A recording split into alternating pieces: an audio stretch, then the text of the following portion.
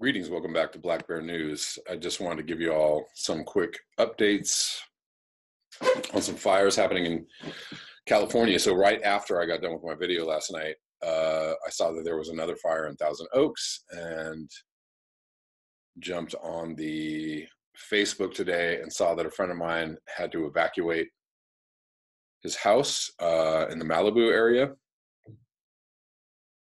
So yeah, the fire situation in California is not good. We all know what it's being exacerbated by. We've got very warm, very dry weather, warm seasonally weather, and this is not helping. We've also had high winds in Southern California, at least. I don't know about Northern California, and that's not helping the situation. So real quick, from CNN, this is from yesterday, down the road from the Thousand Oaks shooting. People are being evacuated because of a wildfire. A mass shooting claimed the lives of 12 people in Thousand Oaks, California on Wednesday night. Now a brush fire is threatening the surrounding area.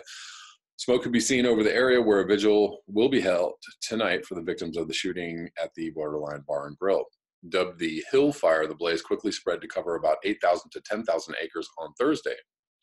According to Ventura County Fire Department officials, residents took to social media to share their views of the flame, nearly consuming the hillside in Newberry Park, which borders Thousand Oaks to the west. Mandatory evacuation orders were issued for California State University Channel Islands and for the Camarillo Springs area, according to the Ventura County Fire Department officials. The 101 freeway is closed in both directions as more than 165 firefighters battle the flames. So moving on to this other fire, Malibu evacuated as Woolsey Fire in Southern California jumps 101 freeway.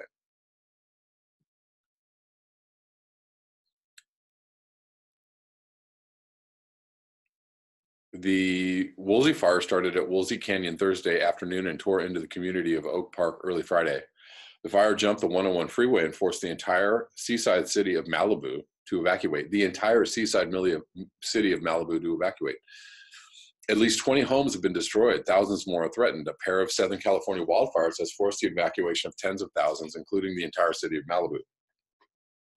The Woolsey Fire started at Woolsey Canyon Thursday afternoon and tore into the community of Oak Park early Friday, burning dozens of homes and forcing thousands to flee, fire officials said. Friday morning, the fire jumped the 101 freeway at Chesbrough Road and forced officials to order the mandatory evacuation of the entire beachside city of Malibu. Malibu lies along 21 miles of coastline and is home to 13,000.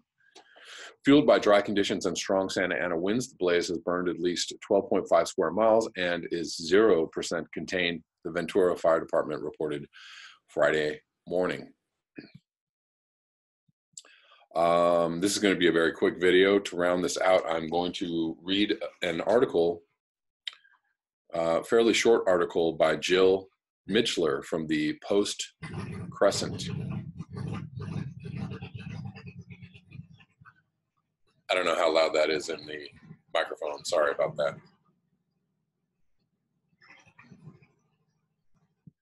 Sorry about that. Apparently it was time to fire up the motorcycle. So this is from the Post Crescent by Jill Mitchler.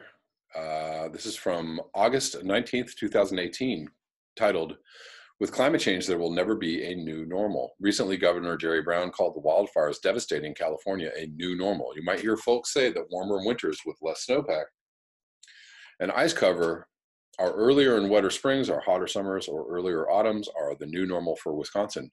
New normal is dangerously misleading when it comes to climate change.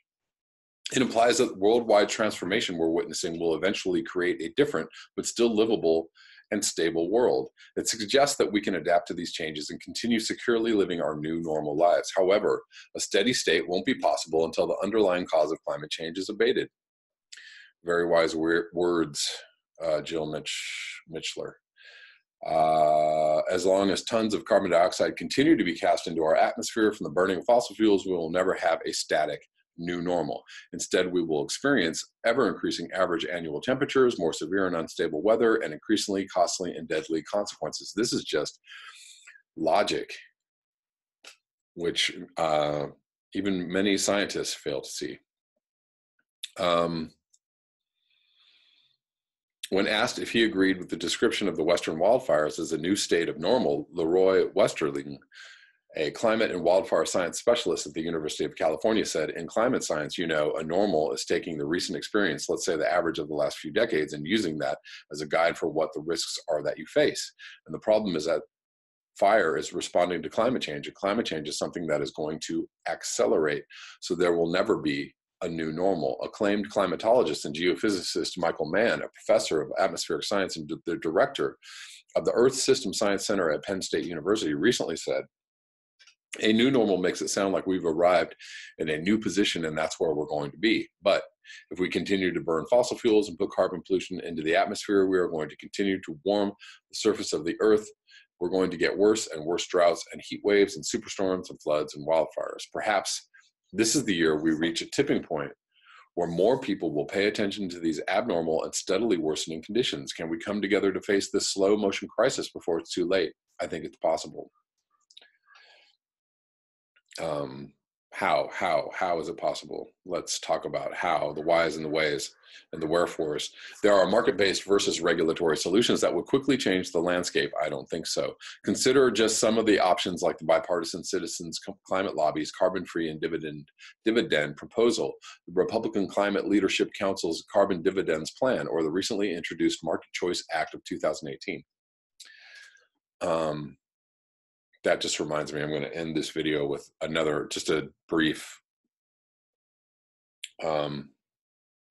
another news article. There are also many small ways individuals can and do help reduce carbon emissions, but one of the most effective things we can do is to make our voices heard, because climate change is not one of the topics our elected officials hear about most often from their constituents. Politicians have not made it a priority. If you're like me and think that the slowly developing catastrophe should be a top priority, contact your elected officials asking them to support serious action on climate change. The Citizens Climate Lobby Take Action webpage has simple online tools for calling, emailing, or even tweeting your members of Congress. I actually totally support this. They won't care, but at least they'll hear you, maybe. During this election season, raise the issue with candidates by asking how they would address the problem of climate change if they are elected. Most importantly, consistently vote for candidates who commit to substantially reducing greenhouse gas emissions. I totally agree with that too. And I would actually vote for candidates who are for upending the entire capitalist system, which is causing climate change. Normal is the holy grail, and only those without it know its value. That's a quote from Sarah Crossan, author. So very quickly, I'm going to finish with these two articles, relevant in some ways, in most ways. This is from CNBC. U.S. judge halts construction of the Keystone XL pipeline. This is from 7 hours ago, which is great news. We need to stop all pipelines. We need to stop the underlying need for pipelines. We need to stop all the fossil fuel burning. But this is at least one tiny step in the right direction. Federal judge in Montana halted construction of the Keystone XL oil pipeline. The judgment was on the grounds that the U.S. government did not complete a full analysis of the environmental impact of the Trans-Canada project. And when they do complete it, they'll pass it on through. I'm positive. The ruling deals a major setback for Trans-Canada and could possibly delay the construction of the $8 billion, 1,180-mile pipeline. Perhaps they can stall it long enough to get them to quit the project because it will cost too much money. That is the ultimate goal, but this needs to happen nationwide and globally. So moving on to this story, I'm sorry, this one's a little late, but don't know if you heard this. Washington state voters reject carbon tax. So Washington state is muy liberal and seen as being on the cutting edge generally in the sphere of climate change. like California, but they continue to still do things, well, ass backwards.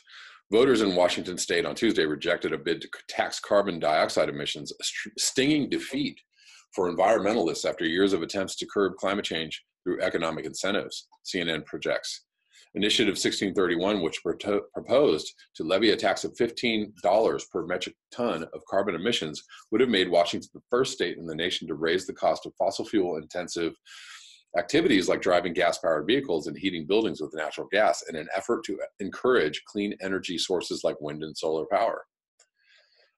A broad coalition of progressive groups, tribes, health advocates, unions, and liberal billionaires like Michael Bloomberg, Tom Steyer, and Bill Gates supported the measure, which was crafted to fix some of the problems that led to the failure of a similar effort in 2016.